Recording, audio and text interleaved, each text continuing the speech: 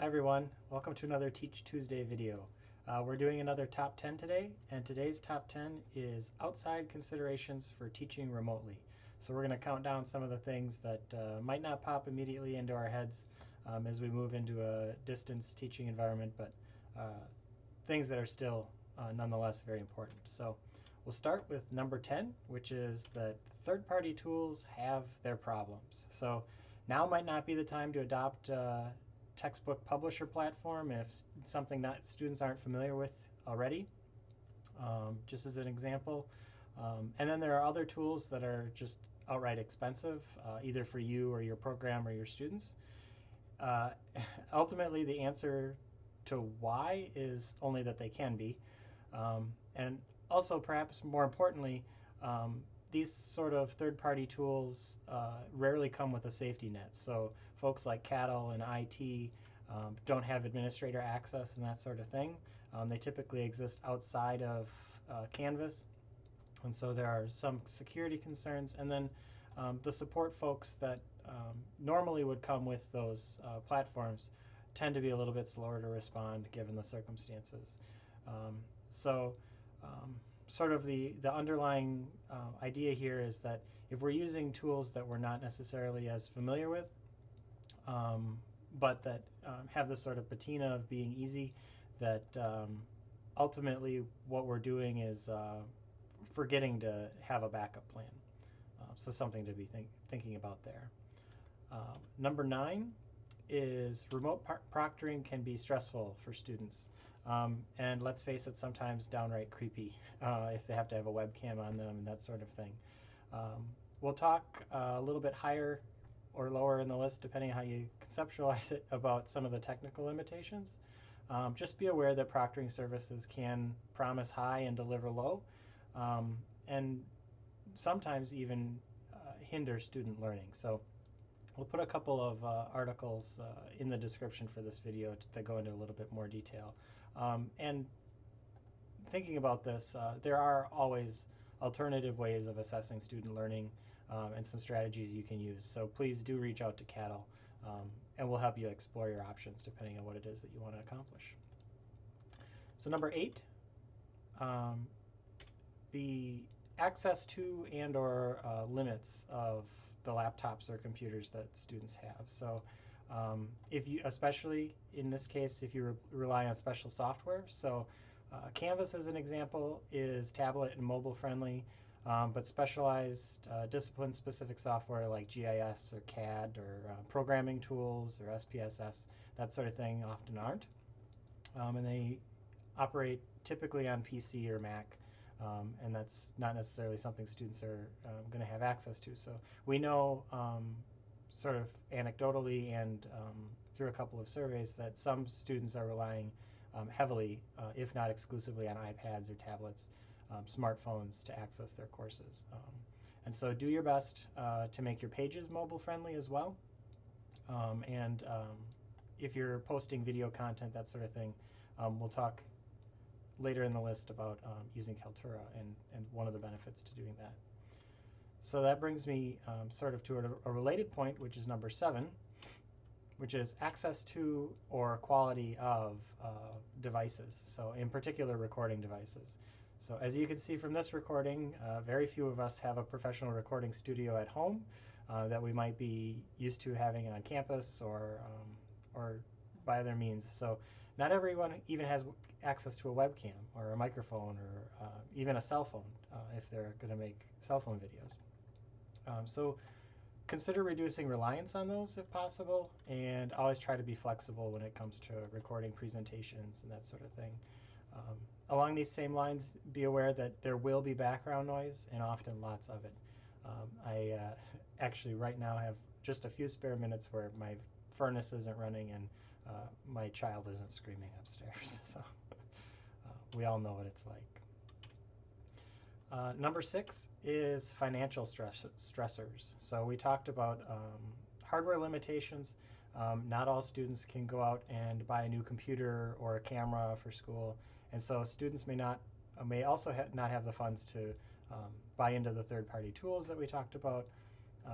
They might not be able to access software that's paid software that they otherwise would have had access to on campus. They could use remote desktop, but maybe it's really slow. Um, and so maybe a bonus item related to this is that you could consider open source alternatives. So we talked a little bit about CAD software. There's some open source versions, that sort of thing. It might not align perfectly with what it is that you're trying to accomplish, but a lot of those tools are out there. And then using primary sources or even open educational resources in lieu of paid texts, if that's something that's an option to you. Number 5 is religious observances. So it is Ramadan at the time of this recording, but it's important to keep religious observances in mind when it comes to student work any time of the year. So students who are fasting or attending services or at prayer or engaging in really any aspect of religious life might not have the bandwidth they otherwise might. And in our particular case here during finals week. So consider flexible grading, due date exceptions or extensions, extra time whenever possible, that sort of thing. And then sort of related to religious life is just life in general. So number 4 is childcare and other life arrangements. So synchronous sessions, that's really what this one is getting at, may not be possible for some students. And the same goes for shorter periods for accessing materials or exams. So giving them 4 days versus 1 day that they can log on and take an exam.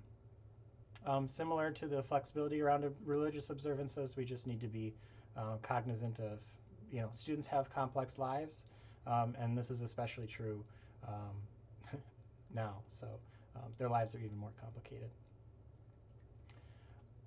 Number 3 sort of goes back to the hardware thing, but also speaks to just our new lives, which is limited internet access. So this applies both to you and us as instructors and to students. So as an instructor, we can think about uploading materials, creating video recordings, and even grading if you're downloading papers or accessing your course. You might have a limited window in which you can do that. And perhaps more importantly, in terms of students, if they're viewing your course materials or if they're taking exams, if they're getting kicked out halfway through, or if we're using outside sites like textbook publishers or even just sites for research. These are all things to be aware of. If students are doing research online and they're going to need extra time to do that because their connectivity is limited, that's something we can accommodate for. So consider again that students might be using cell phones and might be using their cellular data to access courses. So limiting file sizes, page sizes in Canvas whenever possible. And then this is where I mentioned we were going to talk about a little bit about Kaltura. If you're using Kaltura for videos, we do recommend that because the Kaltura player in Canvas will adapt to the connection strength. So it'll give them a slightly less quality video that will load better if their connection is slow. And then sort of related to all of these things is that number 2, incompletes are an option. So it's not everybody's favorite go-to, but the registrar's office can help with the logistics of it, particularly in this semester. And the incomplete grade form is actually really easy to fill out. You just access it with the same login that you would use for SIS and fill it out, give a reason and when you expect the student to be able to complete the course. And we'll put a link to the faculty forms portion of the registrar's site in the description in this video. So also, there is a button on the homepage of the Canvas course. If folks remember the challenge that it could be to give a student extended access to a D2L course. There's a button on the homepage of all Canvas courses that instructors can use to extend student access. So in this case, planning is of course important. So especially consider the amount of work you'll have and so whether you have the capacity to increase your workload over the time that you're expecting to give an extension. And then finally, as top 10 lists tend to work. Most importantly, number one is the personal touch. So, of course, the hardest part in moving online is not necessarily the course materials, but rather the instructor-student interaction that you come to expect in a face-to-face course.